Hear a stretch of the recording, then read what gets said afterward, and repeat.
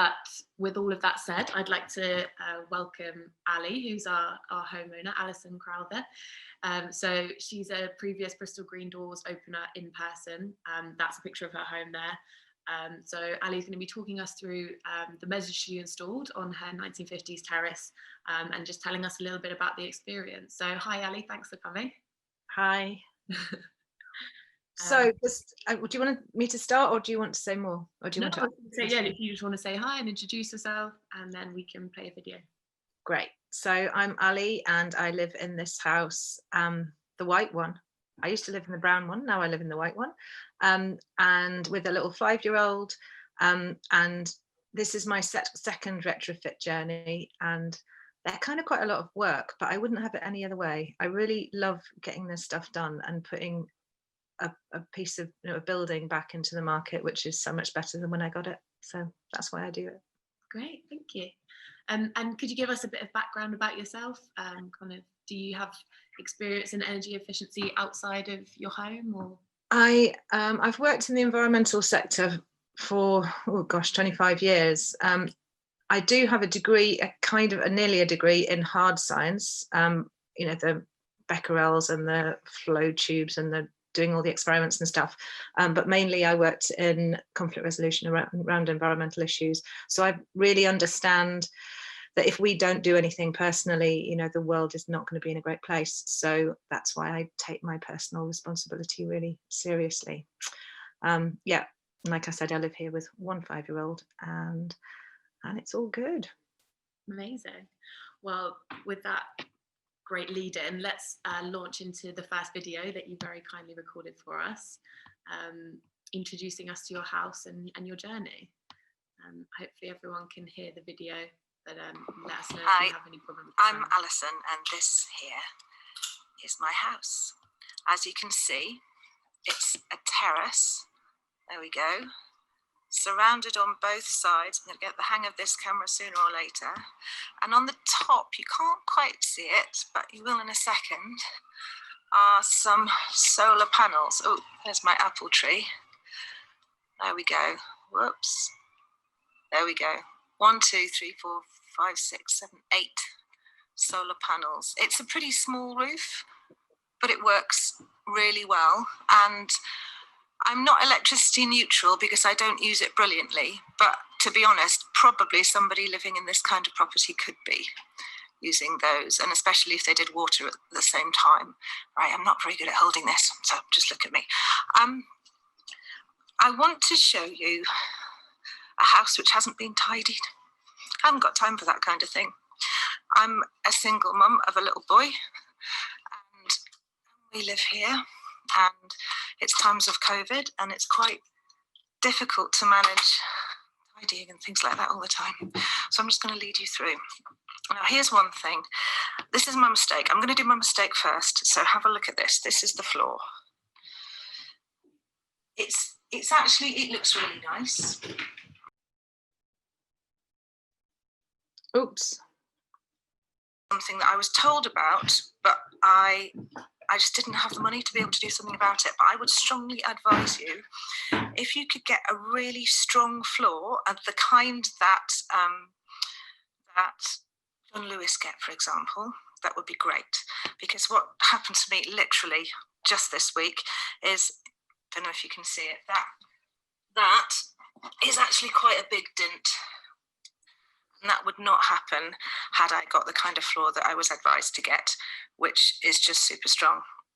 It is oak and it's lovely, but my mistake was that I didn't check out lots of things about it because it was really fast. It was one of those fast things, and I got the whole thing laid. It's pretty lovely. It goes all the way back and then all the way through the kitchen. But it hasn't got enough insulation underneath. It's an awful lot better than it was, but it hasn't really got enough insulation underneath.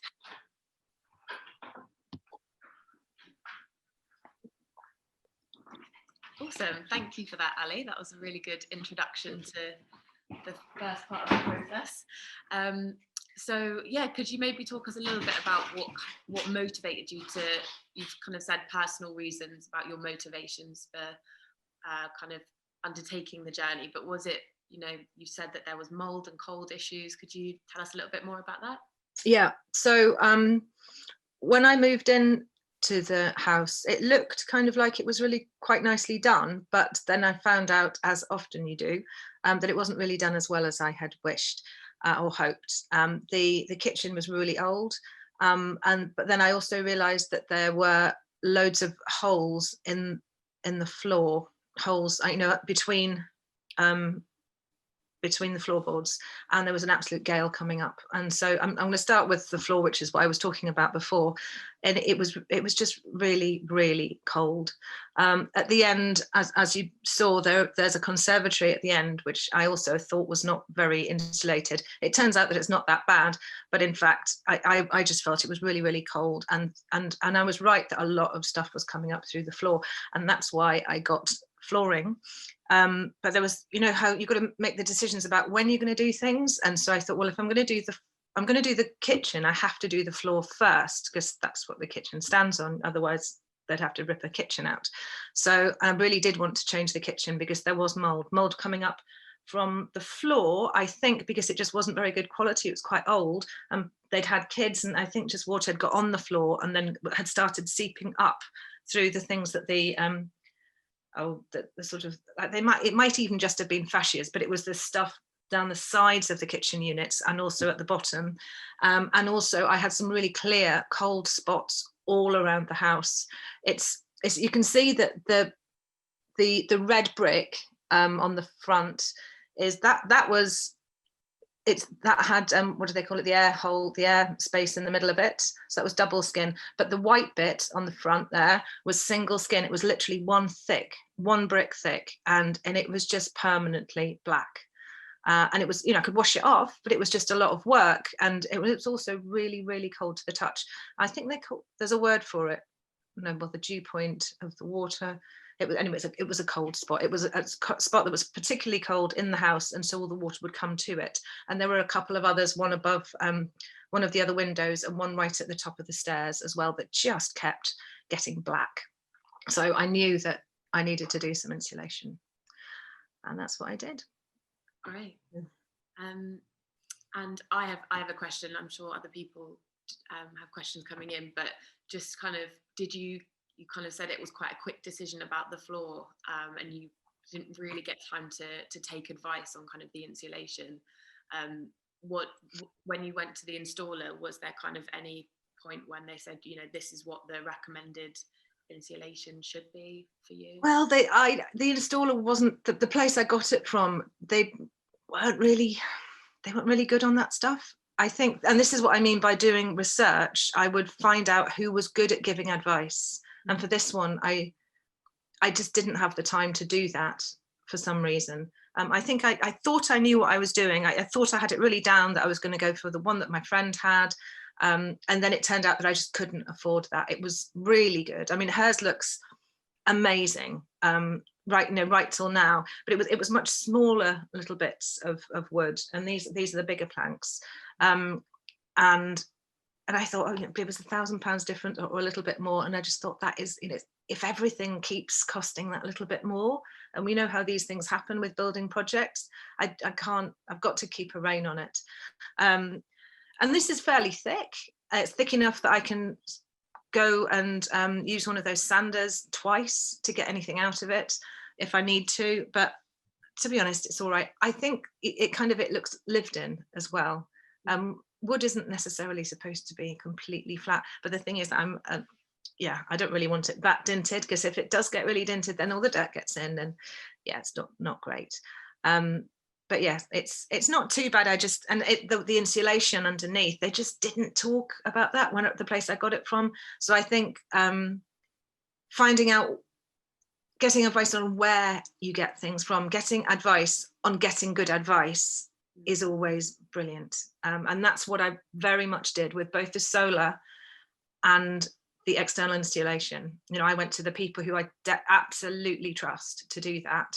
And absolutely no problem at all. And who was it? The floor was the only place I didn't do that with. So who was it that you went to for the advice on your external wall insulation in the solar? That was Urbane Eco, who are kind of around the Redland area, I think. And, you know, really early on, and I guess this kind of was really early on, they were doing good quality and, you know, importing some of the best materials. And they just had the longest amount of time and practicing doing the stuff because they'd started it so early, and they were kind of passionate about it as well. And that's what I like. I like people who are passionate. So Urbane Eco totally gets Urbane Eco, Urbane Eco is, yeah, they were great. They gave you lots of advice. Yeah, you know, choices, costs, choices, and just loads of different stuff. Brilliant.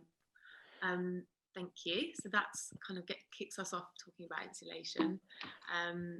We have had one question come through to me privately. Okay. So yeah, just so everyone is aware, if you could send the messages to everyone, that way everyone can see what's being asked.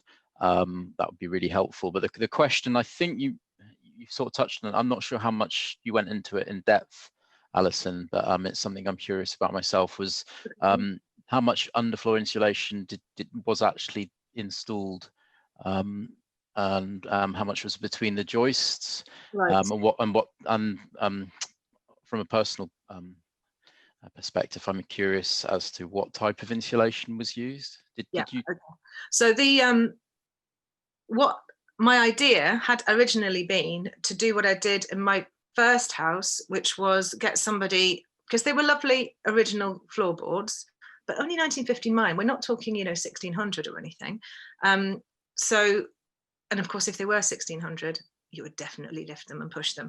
But there wasn't much point lifting and pushing them. I have done that before in a house, but not this time, because they were a little bit scraggy. When we had a look at some places, they'd obviously been stained, and they were all different ages, and some of them had been cut, and it was a bit of a bodge job. And I thought, well, that's not so great really, and it would have been quite difficult, and also would have cost the same, if not more, than a new. And I would also have had to fill in all the gaps as well, because there would still have been gaps. It would have cost the same to lift and push all of them close together as it would to get this new floor on top. So the insulation, I was asking about it from these people who clearly just wanted to sell me a floor, and they said I only needed this much, which is what, I think it's half a centimetre. Well, I should have had more. They didn't know what they were talking about. It was possible, and I just wish I had. But you know, sometimes when you're in the middle of buying a kitchen and doing things to the house, and you've got a little one, it's just too many conversations. And I thought, let's just get it down. I didn't do anything. So basically, this is lying on top of the original floorboards. So we've got the original floorboards, and then this little 5mm, and then this sort of locked in, like a click-clack system like that. And that, it's incredibly easy to put in, and they call it floating. I think it just would have been improved by getting more insulation. The reason I've been thinking about taking everything up and then pushing it was that I could have put great wadges of Kingspan in underneath. But that's the thing that would have taken a lot of work. So it's okay. It's okay. But that's what I would have done differently. My one thing that I would have done. So that's a future project then. No way. The whole floor and the whole kitchen out again. Yeah. Thank you, Alison. That's really helpful.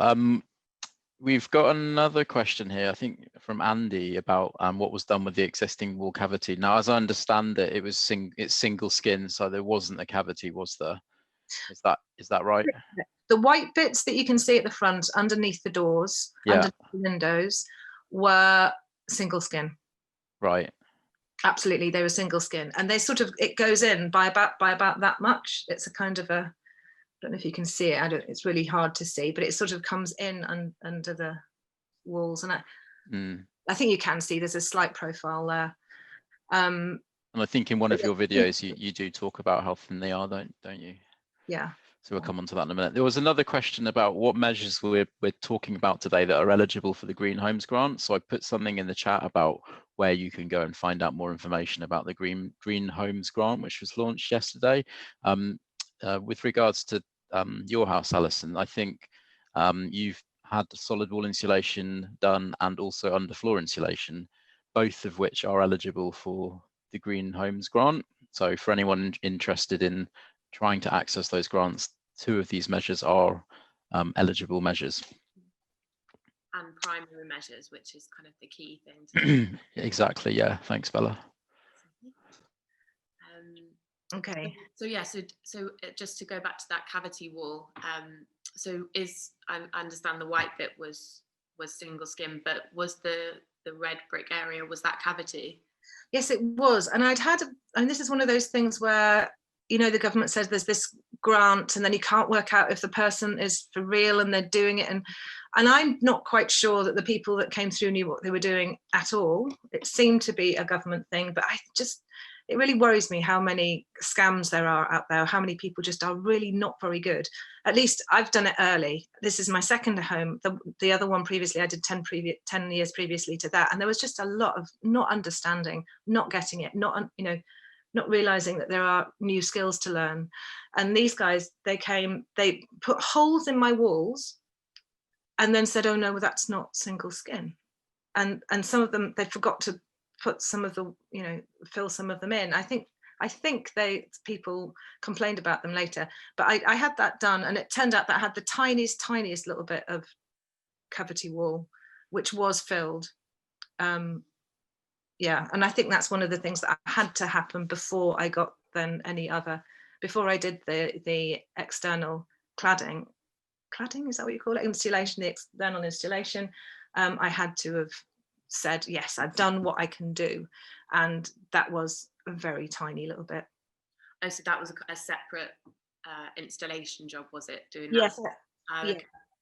Yeah, because as soon as I moved in, I realised how cold it was and that things would need to be done. So I just started, just like I'd done in the last house, just testing, seeing what that was. Yeah, that's an interesting point about kind of the sequencing of measures, which can be, when people are thinking about what they're going to do in their home, you kind of have to think, okay, so if there is parts that are cavity wall in, can you fill those first and then go on to external insulation? So that's just an interesting point. And there's always direction if you read the information. So I mean, I had to do some of mine, I needed to get proof that I had other bits done. So to get the external insulation, I needed to prove that I had done all of the cavity walls. And also, I think one of the reasons that I definitely got the grant for the external insulation was that some of it was single skin and they could see the mold. I mean, it was really bad. Awesome. Well, there's another part to the video about the insulation that you recorded, so let's go on to that and see if any more questions come in. Right, now the next thing, here we are. Have you got one of these? It's a cupboard. It used to be a pantry. I'll just get my son's table out. One thing that I'm really, really pleased about is that I got this properly insulated on the outside. I'm going to show you my insulation. So you saw that the house was white, and that is because it's got really quite a lot of insulation. I'll show you here here we go. The thickness of it is that.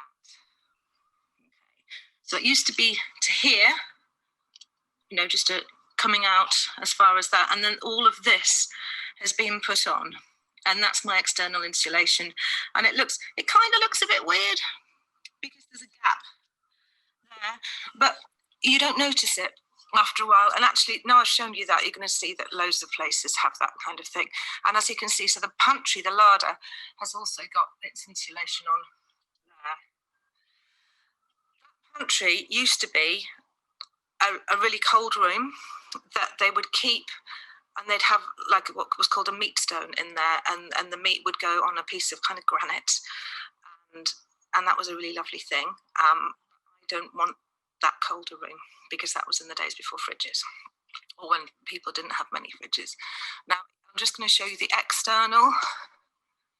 Okay, so you can see again, if I move slightly, you can see how my next door neighbours is flush, and then mine comes out really quite a long time. Sorry, you've seen me very closely. Okay, next bit. Nice. So here we are inside my son's. Unless we've had any questions come in, I might actually go into your next video, because it's really useful in context of room. Insulation. There's the garden, and you can see what I was worried about was how far those things would jut out, the insulation would jut out, what it would look like. But actually, it really doesn't look too bad. And all the neighbours like it as well. Now, the other thing is, when you're getting something of this size put on, they do an awful lot of hammering. I mean, there's a lot. And I just want to show you something that happened to my house, because it was so thin before. It was single skin. And if you get single skin, if you have single skin, this is what's going to happen. Hold on a second. Now, I don't know if you can see, but under here, there's a great big hole. They were all over my wall when I came back, because it was so thin. And they came back, and obviously they couldn't tell, they were outside and I wasn't in at the time. And when I came back, I discovered all these holes. So the contractors, obviously it was just a normal snag, and they came back and did them all, but they missed that hole, which is actually quite useful just to show people. So I haven't filled it in or anything. Next room.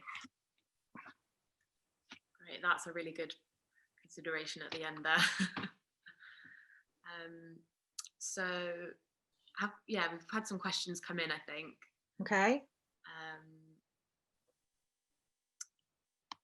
One of the questions was actually something that I wanted to ask about myself. So it was to do with the finish of the external wall insulation, and whether it was up to a standard that you were happy with. And Sue's asked that she's pointed out that there's no end cap on the external windowsill, which I noticed when you sort of moved down to show the depth of that insulation.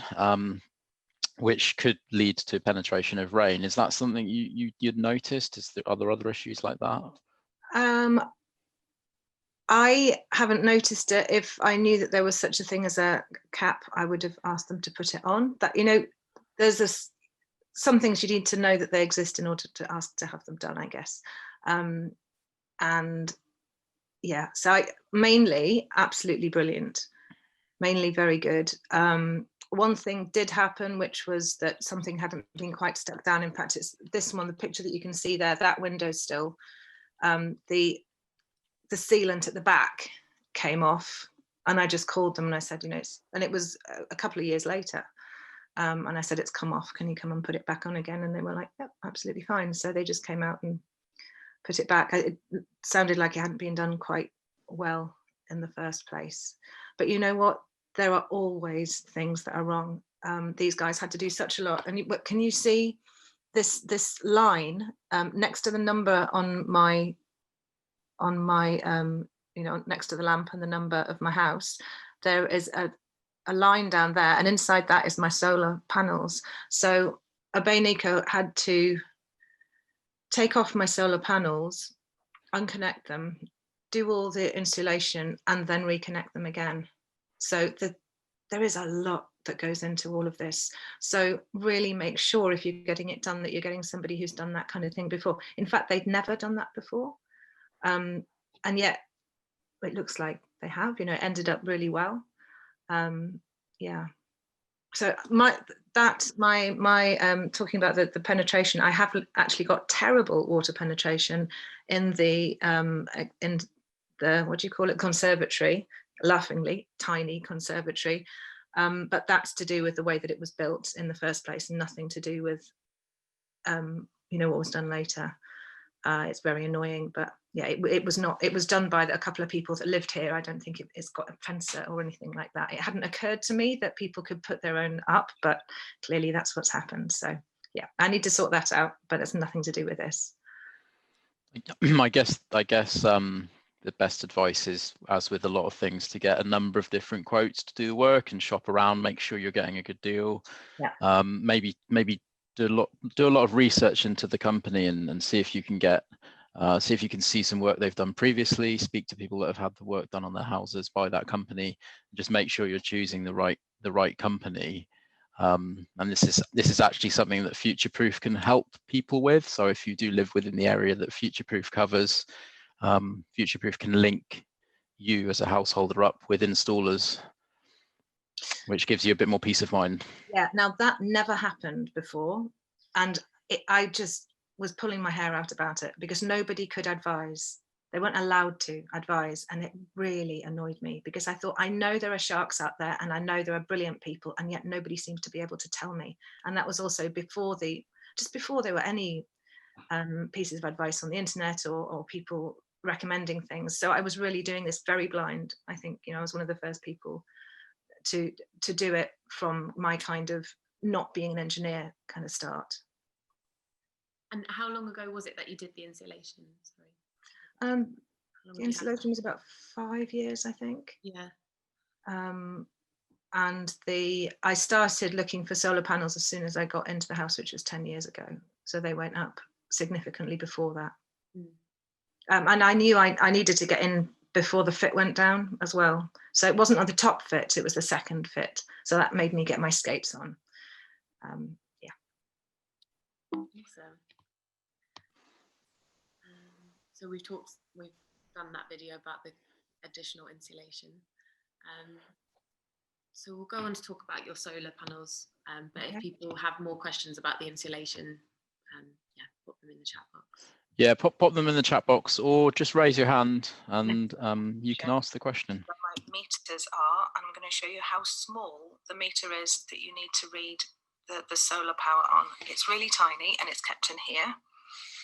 So I don't know if you can see it, but my gas is in there and some of my other meters. And there's a meter at the top here, which is for my feed-in tariff. And at the bottom there is where my electricity is. And this is some sort of emergency switch for the solar panels. It's incredibly easy. And every quarter I look at that and, just like normal, put in all my meter readings. Go, that's that done. And I'll show the other bit upstairs, which is directly connected to the solar cells themselves, and you can see how small that is as well. The next thing I'm going to show you is where my meters are. I'm going to show you. Sorry, just repeating it there.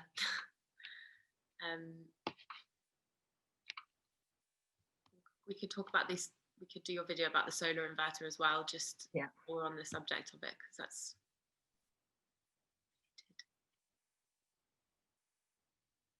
Now we're in my attic and I want to show you how small a space you need for this. So this is under the eaves of the attic, like you can see. Sorry, that not giving you very good a view. There we go. So this is the tiny, I suppose they call it a crawl space. It's where I keep stuff. And then going along here, there we go, and into the corner behind the steps. Those are the steps going down. And behind all of this stuff, and in this little corner over here, you can see my stuff. And that's it. And it's sunny at the moment, but it's not making any noise at all. So that is my stuff. And I never need to come up here, and I never need to see it. I'm sure it would tell me things, but actually all the meters are downstairs. So that is it. And that's, yeah, you can see that's a very tiny space. It's a very tiny thing. And then I have some instructions for it here that they need to put on the wall next to it. But that's that. Very small. Can you even hear it? It's on. It's making its noise. Let's see if you can hear it. Yeah, it's such a little bit of noise that I'm not even sure you can. So, yeah, that's that last little bit.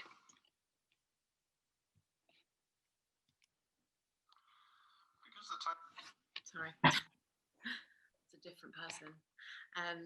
No, that's really good. You can only just about hear it in the video. So that was, yeah, as loud as it gets, I guess.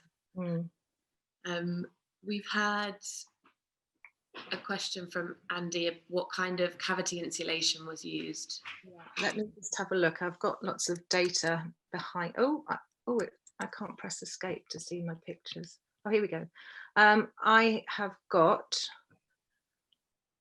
So, did you say, was that insulation? Yeah. So it was 100 millimeters now thermoshell rock mineral wool to the front, upper, and rear elevations. There we go. Nice. Now spelled KNAUF thermoshell. It's not the most expensive. It's not the most eco. It's not wool, but it does the job well, and it was quite a lot cheaper than the other one, and that for me was a concern. So yeah, and the whole thing, you could see how much there was. That cost 5,500. Yeah. So that's front and back. And also I got, they had to take the solar panels down, put them back on. There's all sorts of moving that had to happen. And also think about this. You're not going to get in there. You don't want to go through that anymore once it's up. So if there's anything that you need, like a tap, for example, I got them to fit an external tap going straight from my sink outside under the windows. And that was great. They just put one of those in. Yeah, I certainly wouldn't want to be doing any drilling in it. They say you can, but I'd rather just leave that, as it is. Okay. Any more? Shall I be looking at questions as well? It's okay. We can keep asking. And the other part of the question was about actually the cavity part of the wall that you had done very first of all. What was the actual insulation used in that? Was it the grey beads, the kind of insulation beads that you can get? Do you know? Say that again. I'm not quite sure I understand. So you had, before you got the actual external insulation, there was a little section that had cavity wall insulation. Oh, no, it was some kind of fluffy yellow stuff. And the reason I know that was because they forgot to fill in one of the holes. So that had to be done by somebody else that came along. In fact, I think it was these guys. I said, look, this has happened. And they said, oh gosh. I mean, some of the work, the people that do this work, so-called work, is so unbelievably shoddy. And they obviously know how to get all the government grants. And it's so important. I mean, if this is the one thing, check who's installing it and make sure that somebody has really advised that they're good. Really, really important. So, yeah. With regards to cavity wall insulation, if that's what people are looking for, and they live within the area that our advice line covers, we have contractors that we refer to, and they have a code of conduct that they've signed with CSE, and that gives householders a bit more peace of mind that they're going to be linked up with an installer that's going to do a decent job. So yeah, I mean, the best advice there is if you are looking for cavity wall insulation or loft insulation, we can make that referral and just give our advice line a call. Great. There was also a question from Andrew specific to future-proof. I think that's more of a question that needs to be put to the project manager.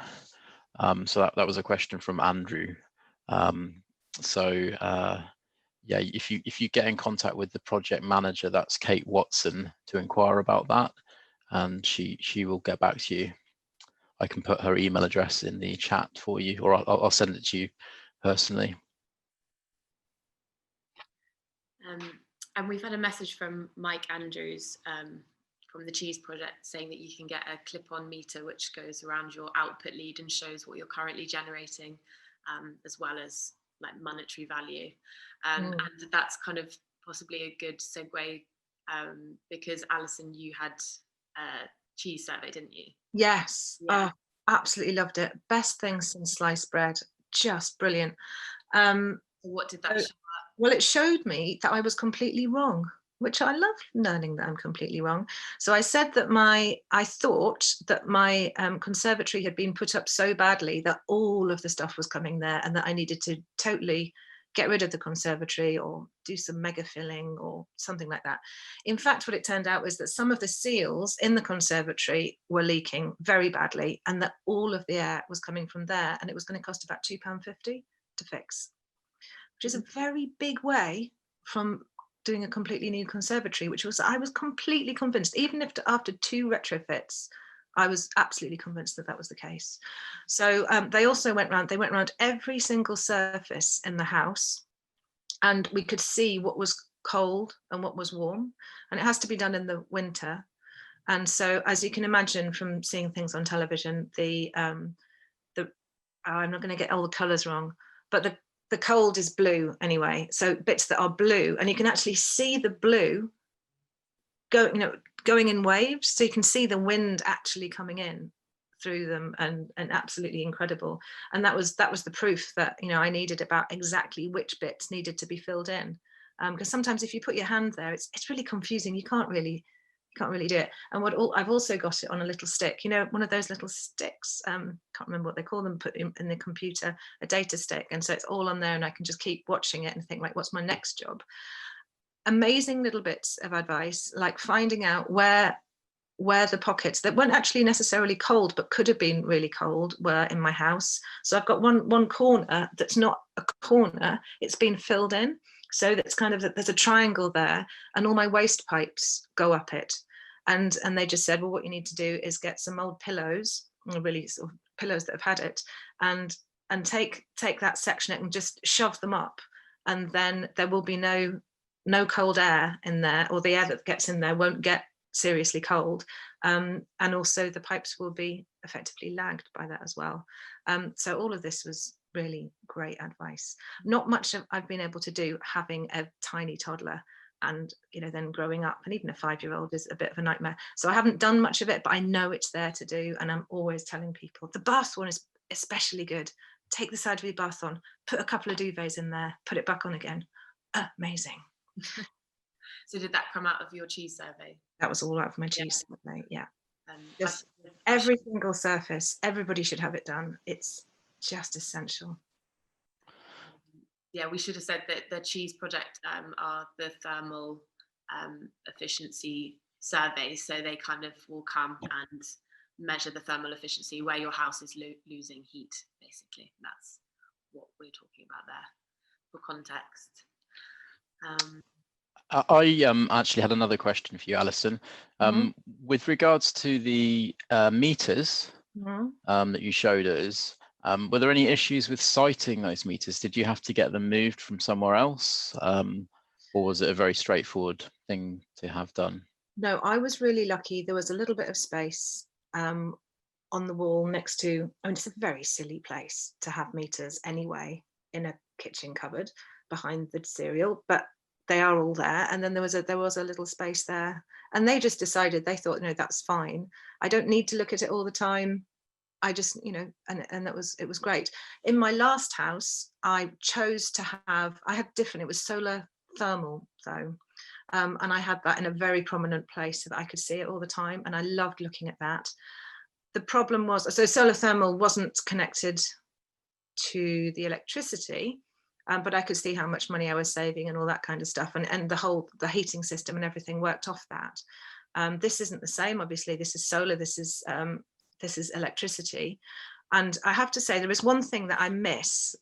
Before, I had an owl. I had one, I think, is it over there? Oh no, I don't know what it is. A little owl meter that told me how much I was using.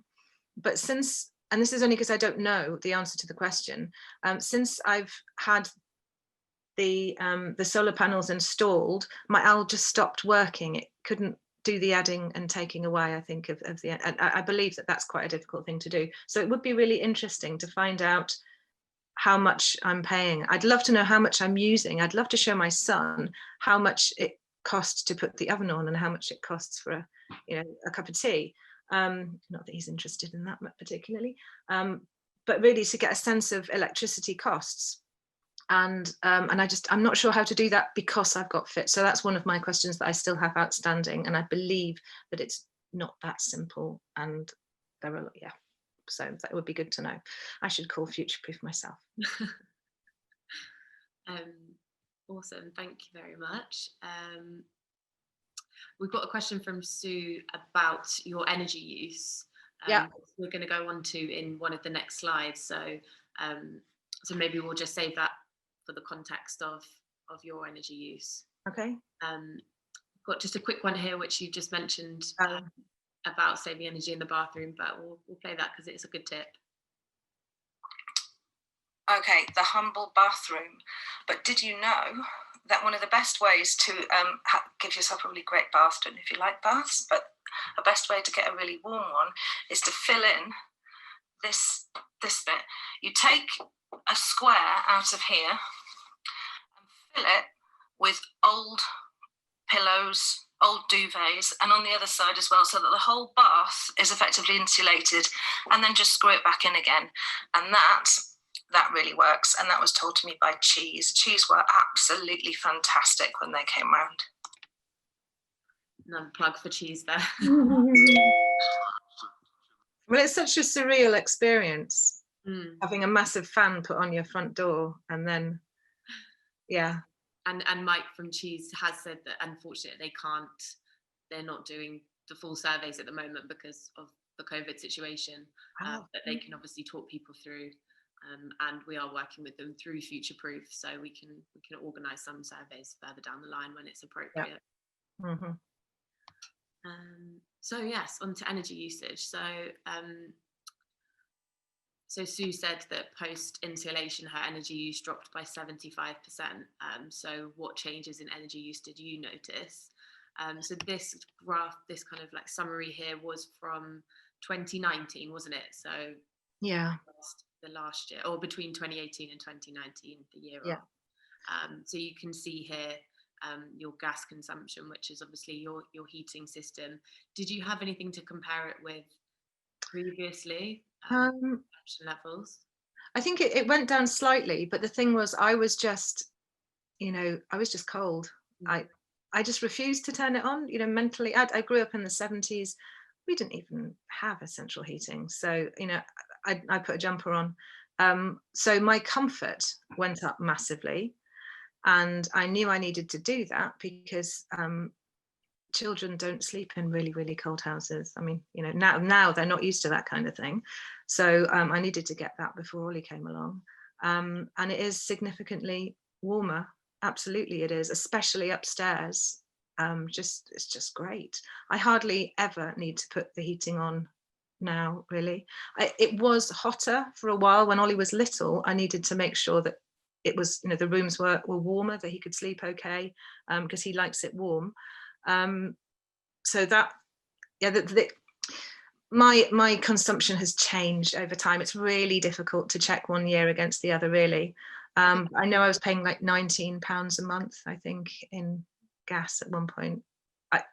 Is that low? I suspect it is quite. Pretty good, yeah, I would say. And I think that's just a really good point about comparing your kind of comfort levels and your lifestyle.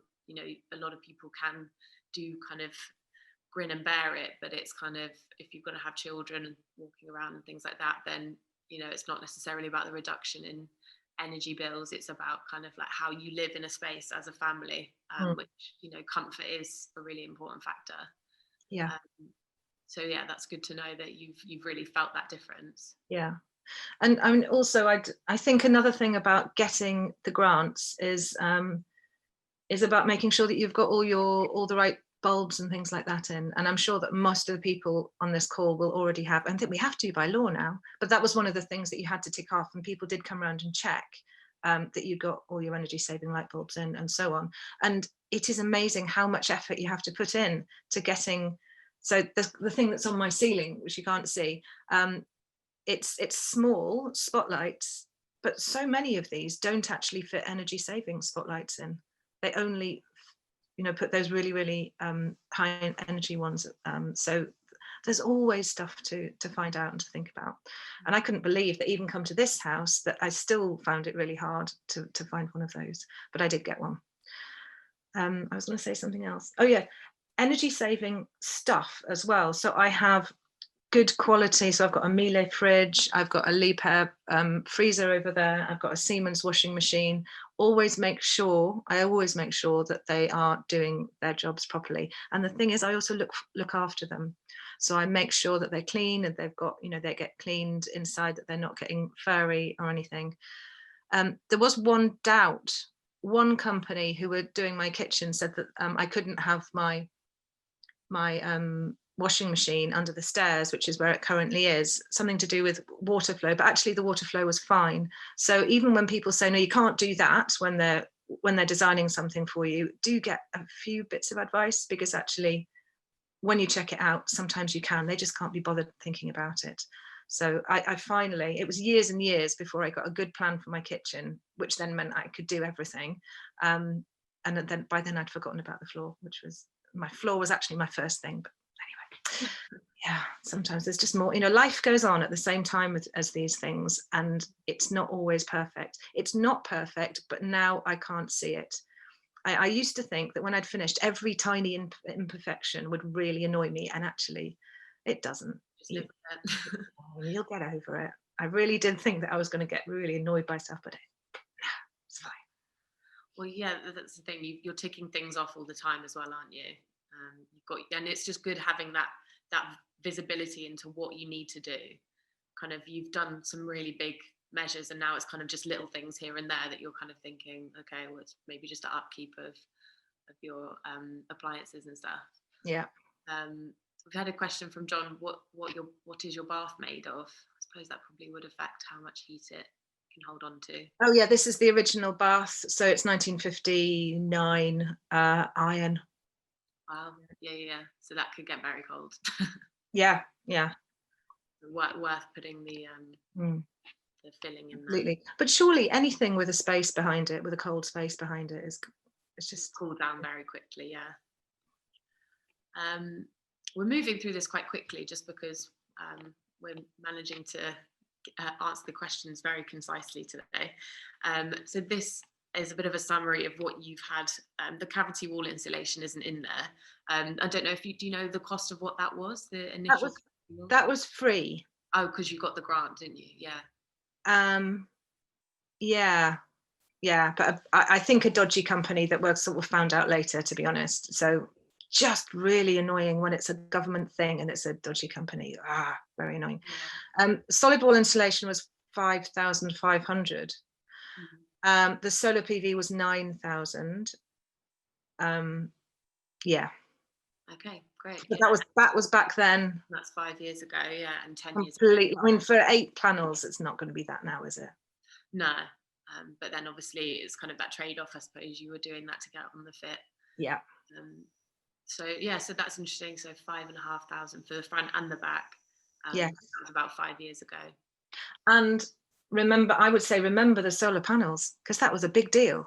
They had to be taken off, put in the garden, put back again, and all the extra stuff as well. And with that said, I just wanted to touch on kind of, you've written the disruption level was high for the insulation. So how long did the whole process take, the installation process of it? Did you have to move out of the house, or? I didn't, but I had a little boy, a little toddler, who would have just, I couldn't have left him in, because he would have just escaped all the time. You had to have open doors. I couldn't have done that. He couldn't have done that. I would probably have been okay, but the noise that it generates is super. It's a lot of noise. It's not long. It really doesn't take long. In fact, I can tell you how long it takes, because it's got it written down on the, I've got loads of documents open behind here, I think. How long does it take? Another one. Okay. Oh, it doesn't say in days. I have one with days on, but it's not, I haven't got that one open. Yeah, £5,497.98. So pretty near 5,500 is damn it. Yeah, I mean, it was a matter of days. It was kind of a fit of 3 days, really. Yeah. Something like that. No, that's good to know, just for people who are considering, what would be the disruption to your lifestyle, basically. But obviously that's external, so. It's external. Yeah. Also, remember that stuff inside, that there is stuff to fix inside as well. Normally they wouldn't necessarily come, they wouldn't even need to come inside the house, apart from mine, it was a terrace, and they did. So they did it when I was out. That was great.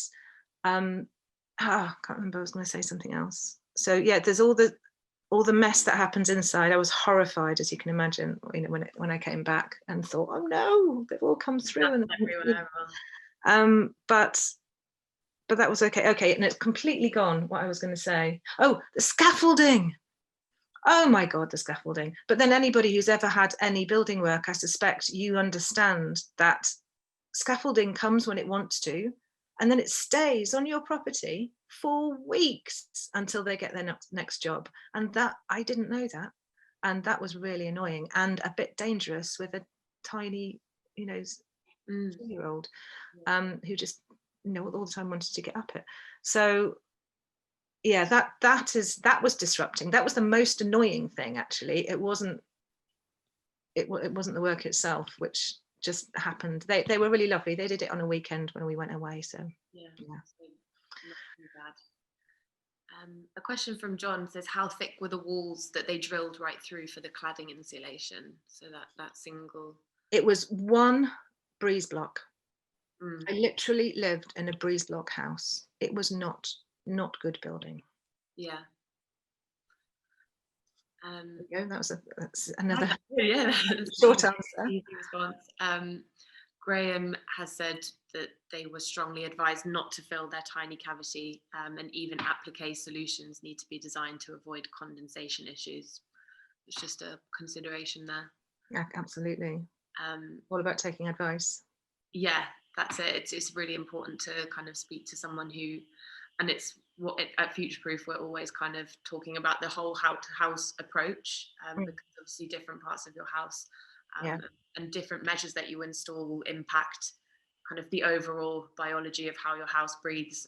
So, if you're putting air tightness and you're kind of tightening up your house, you want to think about ways that your ventilation is then going to be increased so that you're not keeping all of that moisture in. Yeah. Somebody's asked if I had my windows replaced when it was installed. In fact, that's one of the conversations that I had with them when they came around the first time. I was saying, I'm interested, but do I need to replace these windows first of all? And I took their advice on that. And, I said, come in and listen to them. They fart. My windows farted. It was terrible. And I was actually quite worried that they were going to wake up my little boy, but they never did. But he said, no, that's going to actually improve. That's going to go away, because what we're going to be doing is sealing things much, much more. You don't need to worry about them. They're actually not bad windows at all. So, and they weren't bad. So I didn't need them changing.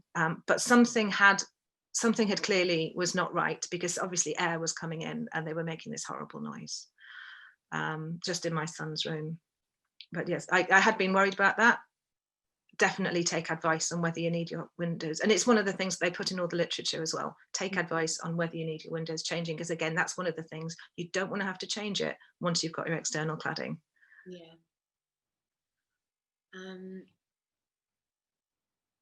Okay, great. What else have we got?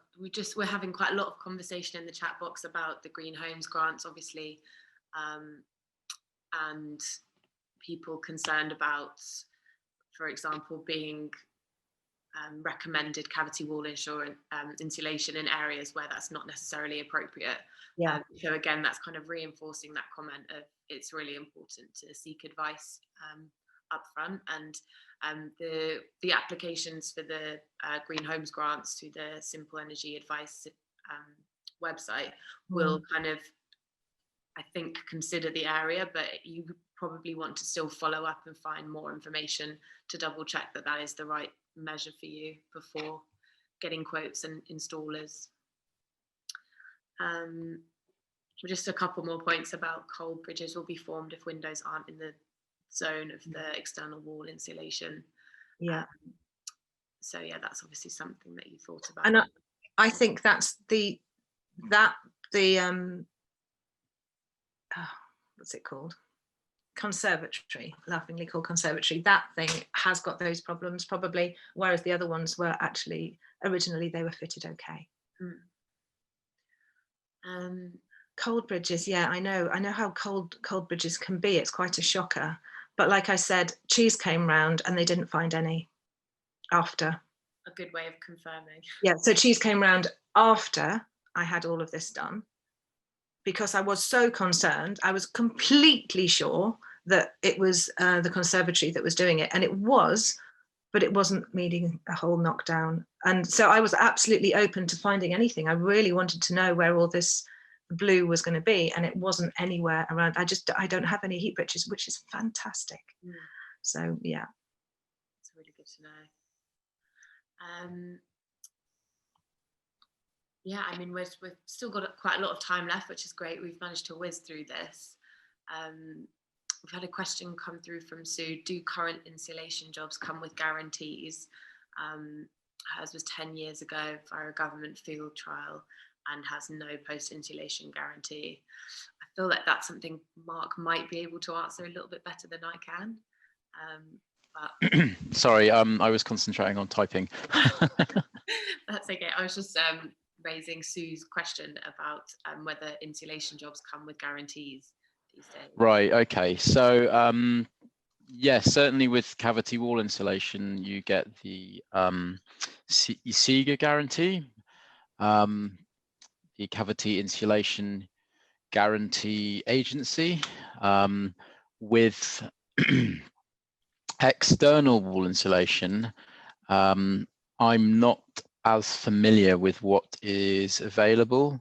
I think there's an equivalent to the SEGA guarantee. I'm just checking, but off the top of my head, I'm not sure. I'm afraid I can't answer that right this second. Give me some time. I'll look into it. That's okay, and that's something that through Future Proof we'll kind of talk to people about what the options are for guarantees. Yeah, Urbane Eco were insured for all of this. So it might be kind of almost a reinsurance, I don't know, but I know that they were insured for it because once I got one of their letters by mistake and it was all about their insurance. Okay, yeah. But did they give you a guarantee for the work that they did? I'm not sure. I haven't got it open here if they did. Might have been in the paperwork. It had an element of a grant to it. So I would be surprised if the government didn't make them do that. But, you know, actually nothing surprises me anymore. So I don't know.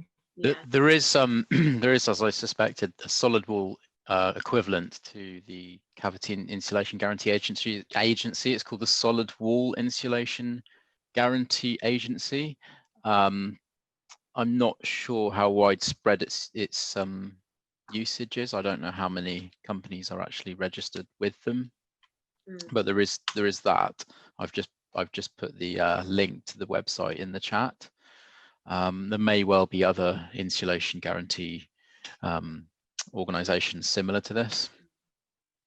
And I guess in the context of the Green Homes Grant at the moment, the way that they're approaching it is through this kind of like quality assurance upfront kind of standpoint. So all of the providers that they're working with have to be Trustmark certified and have done the PAS 2035 work, which obviously is quite rigorous and came as a result of the Every Home Counts review. So that was about kind of making installers and builders kind of pass these higher level of criteria and quality assurance on their work. So it looks like that's obviously the way that the government schemes are going about now managing that quality control of, rather than guarantees in that way. Yeah. Got some quite well. That's an interesting one. What is rock? I don't know the answer. Is rock wool cladding under lime render breathable? I have no idea. Mark? I'm not sure. That might be a good question for the Future Proof team because they do lots of different combinations of measures. I wouldn't know off the top of my head if that would still be breathable, John, I'm afraid. I can't answer that as well. It's quite bespoke advice. Yeah. And I think you'd need to speak to someone with a bit more knowledge of the methods. So yeah, I'm afraid I can't answer that.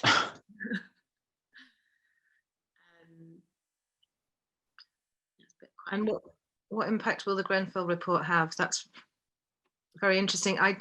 This stuff that I've got in my wall is not, you know, I know that it's not going to go up in flames. I don't think anything that I was offered would have done, even the cheaper stuff. It was a sort of a polystyrene thing. yeah, I don't think that would have done either. But now surely that would be taken into account. Yeah, I'm not sure that in the broader context what that means for kind of domestic level properties. I think it's, you know, two very different kind of government objectives there, but they obviously are having to investigate the quality of installers for kind of social housing and you know, those kind of properties.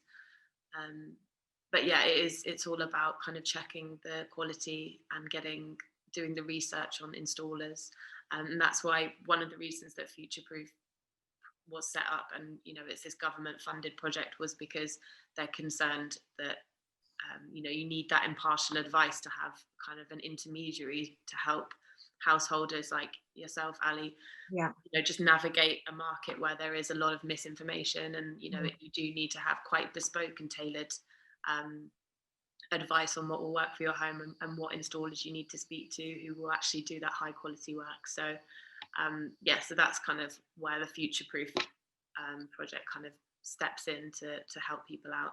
Yeah, and it was my biggest gripe when I did my first renovation, and this one, the biggest gripe was always I just didn't know, and nobody seemed to be able to tell me, unless it was friends or people who had done some work done, which was why green doors was so useful to me, and why I do it, is because it is so important.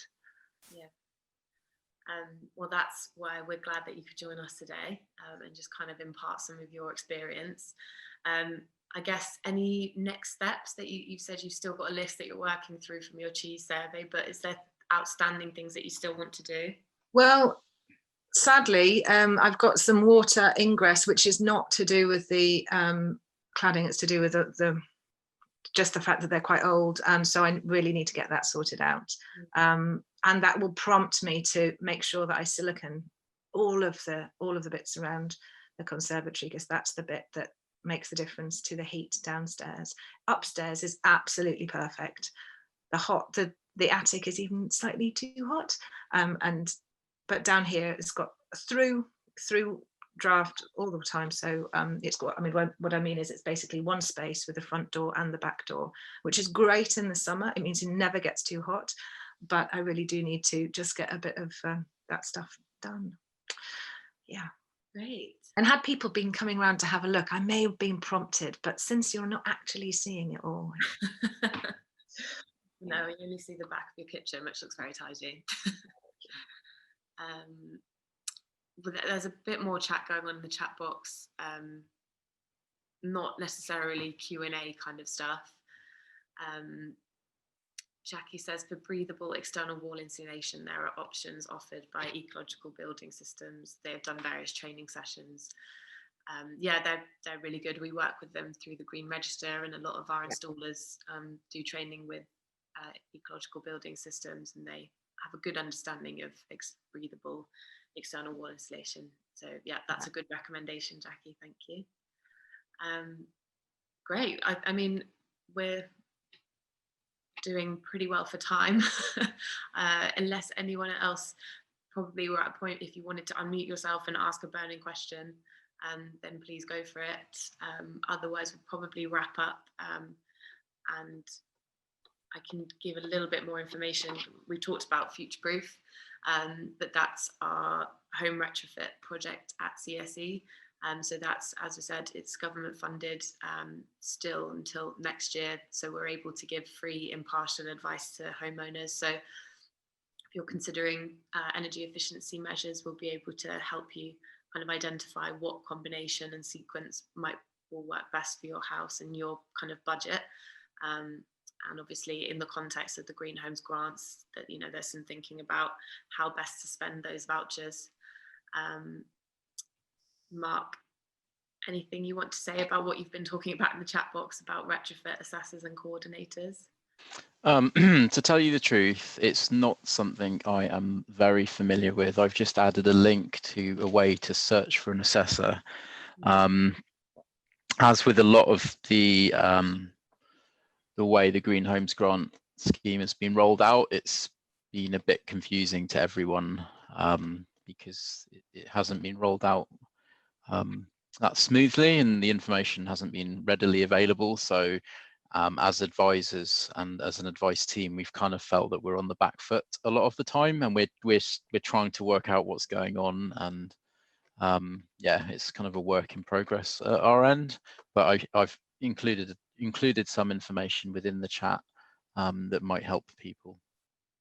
Thanks, Mark. Yeah. I think everyone's kind of still trying to catch up on what they're actually saying with this grant scheme, but yeah, we can only keep our eyes open for more information. So yeah, if you did want to get in touch with the Future Proof team, do visit our website, which, Mark, would you mind copy and pasting it into the chat box for us now? Yeah, I already did that a few minutes ago, but I'll do it again. And then there's, I don't know if you're going to mention the other thing we'd like people to do. Yes, the other thing we'd like you to do, to complete just a 5-minute survey to just let us know how we can improve these events, because so far, you know, we think they're really useful for people, but we obviously want to make them as useful as possible. So any feedback would be much appreciated. And thank you so much, Ali, for taking the time. We know you're very busy, and you've got, you know, you've got a child that you've had to arrange cover for, so that it's really appreciated you taking your time today and helping other people on their journey. And yeah, thank you very much, basically. The survey link is in the box. And do people know how they can keep the chat? I think if you press the 3 buttons, I don't know if you're going to do that. No, that's a good idea. You can, yeah, I do a lot of Zoom.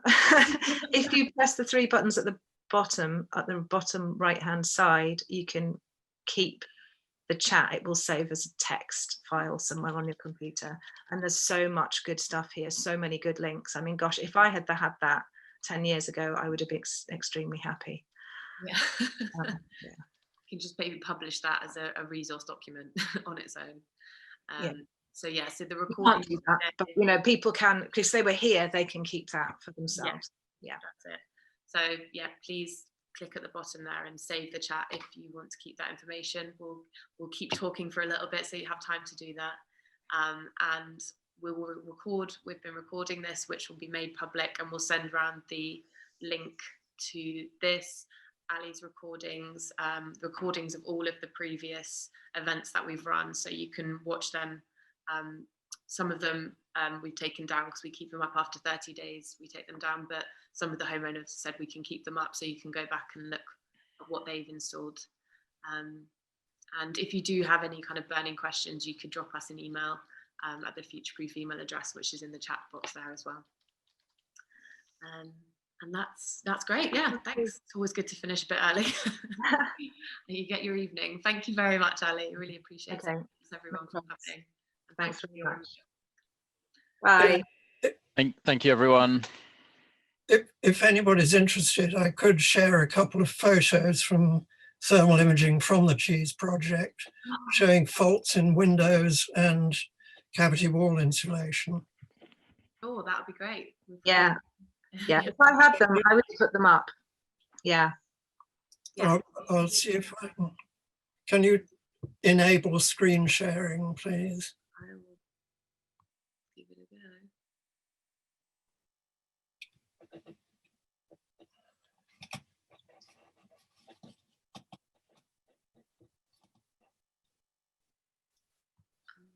Just trying to let you share their mic.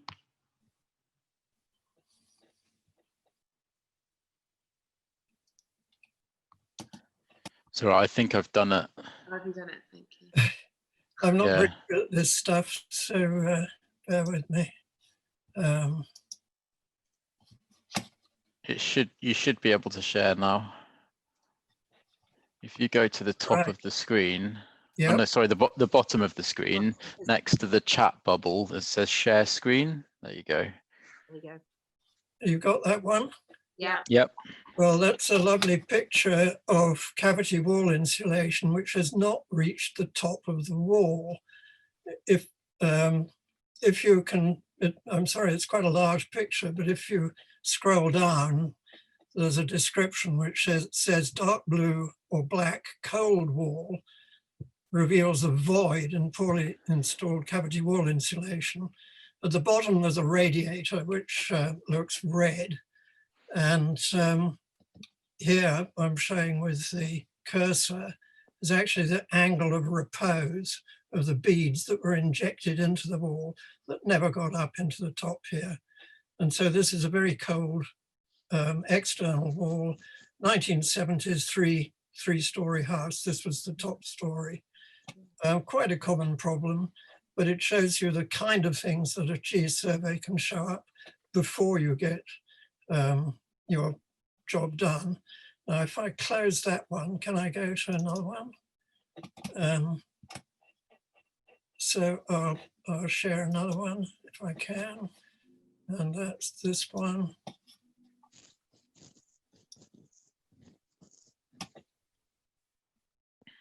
Don't think that one's come up for some reason.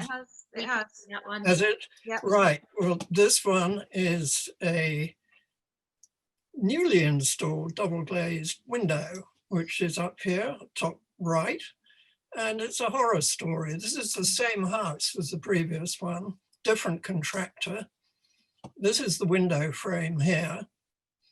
And it was never sealed into the blockwork of the house. So this is a horrible cold draft actually coming between the window frame and the window itself. Whereas this one here shows that the window is not closing properly in its frame. And that's simply the adjustment of the hinges. And this is something that a householder could do themselves with the right tools. And I'd just like to emphasize what these show up. You know, the appalling standard of a lot of retrofitting that's done. Yeah. And the big difference in the window case that the householder can make. We find generally across our cheese surveys, and we've done 800 of these now, that something like a third to a half of your energy loss is in drafts alone. So before you think about big expensive jobs, deal with the drafts, because you can deal with that for 100 quid. So if there's any message to take home from this, it's deal with the drafts first. And thank you very much for Alison for your kind words about cheese. And I'm very glad that it was useful to you. And I assume, was it Boise who did your survey? I think so, yeah. Yeah, if he was talking about insulating your bath, it probably was. But Well it's done. these little tips, absolutely brilliant. I just wish my son had been old enough to see it, because it was one of those things that it would be seminal for children. Yes. Getting to hold an iPad and looking at this, what you've got there, you know, in real life, in real time, is just fantastic. It's like otherworldly. Just to explain to the others, when we do a survey, the camera is actually a thing the size of a matchbox on the bottom of an iPhone. But we've developed software which gives a Wi-Fi link to a tablet, so the householder sees everything that's going on while we're doing the survey. And this is extremely compelling to get people to do retrofit. Yep. 2/3 of the people we survey, and people pay for our surveys as well in a normal winter, 2/3 of them will start retrofitting within a month of the survey. It's that good at getting people to do something. Really And of course, we're trying to persuade the government of this, but that's a different story. So thanks for letting me show the No, pictures. Thanks, Mike. And if anyone did want a cheese survey, what would you suggest? Obviously, you can't run them in person at the moment, but I'm afraid because of the COVID and government instruction, we have to put a big fan in a doorway and suck some of the air out of the house. And we have to close all the windows and block the chimneys. And so we're in a dead air space. And we're then inside there for, if it's a 5-room house like this terrace house, about 2 hours to 2.5 hours. So it's just not possible at the moment. If the house is unoccupied and you tell us that, then we may be able to do a survey. But at the moment, we're happy to take your details and let you know if and when we can get back to business. But we fear that this may not be until next autumn.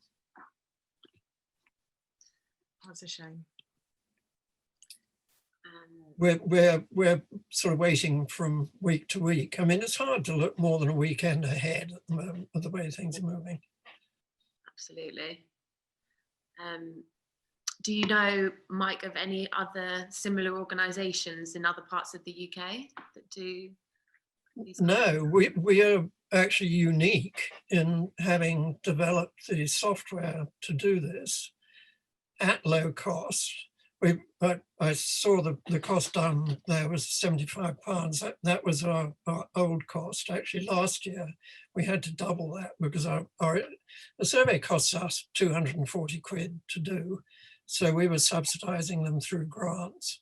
And now, if we were doing them this winter, we'd probably charge 185. But last winter, that didn't stop people paying for surveys, as well as, I should emphasize, the free ones that Futureproof are offering for us. Now, one of the important things that happened just before lockdown, and bizarrely in the place that's now the Nightingale Hospital at the Excel Centre, we won an award at Futureproof, which used to be called, Future Build, too many futures. It used to be called Eco Build, which is the main exhibition for contractors involved in green building. This was an international exhibition, and we actually won the prize for the best innovation in green building. And there were hundreds of applications from really big firms, and we got the prize. So what we know is that it works. And I'm glad to say we've nearly landed some substantial funding for 3 years, which means we're going to get replicas franchised throughout the UK, but that will take a couple of years to come on stream. Oh, that's great news. Congratulations. But all developed here in Bristol. Originally, thanks to a very small grant from Bristol Green Capital. Amazing. Oh, I'm glad you're doing so well, guys. Keep up the good work. Yeah. Well, clearly there's a very obvious link and mutual interest between what Futureproof are doing, which is, about how you deal with what comes up. But I would certainly recommend that the first thing you want to do, and the government has realized this with the new COP 2035, that assessment at the beginning of the story. Don't rely on EPCs, which are valueless. You need the ground truth of what's wrong with the building. And that's what a cheese survey will show you. If you want one afterwards, then you can see the difference it's made. Yeah. Jackie has said for anyone in Cumbria that Cumbria Action for Sustainability do thermal imaging surveys. There is one lady in Cumbria who's doing this. I think she charges £300 for a survey. She uses a conventional blower door, which is far more expensive than the one that we use, and so on. If the lady concerned wants to email me at mike.andrews@cheeseproject.co.uk, I'll give her the details. Amazing.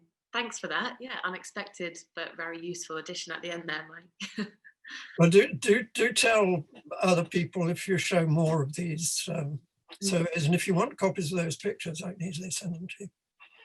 Perfect. Well, I'll include links to your website and your materials in the email. That's great.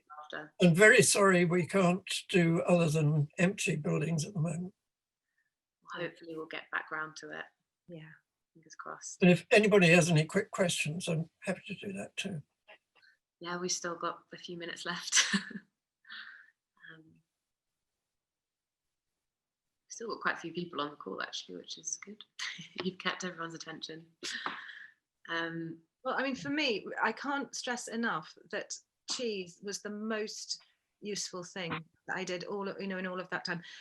I've got my stuff, but what put my brain and my heart, you know, what stopped all the questioning was the cheese survey, because otherwise you don't know if you've done the right thing. You just don't know, and that just solved everything. It's hard. It's brain, you know, it's a lot of brain work, and it's a lot of trust doing a lot of building work, and that just finds out for you what's going on, and it's just the best thing. And especially as a single woman working, you know, trying to get loads of blokes to do things, there is, sorry to say, there is sexism out there, and sometimes they don't tell you stuff, and you know, so it's really, really important to do. And yeah, and it was, and so cheese was unbelievably brilliant. Somebody to trust. It was great. Okay, Thank you. Ringing review at the end. I know. That's great. I'm going to have to go and pick Ollie up now. Very well. Thank you so much. Thank you, Mike. Thanks, Ali. Thanks to everybody. Thanks, everybody. Yeah, Everyone, enjoy the rest of your evenings and stay warm. great. Thanks. Thanks, everyone. Thanks. Bye, Mark. Bye. Bye.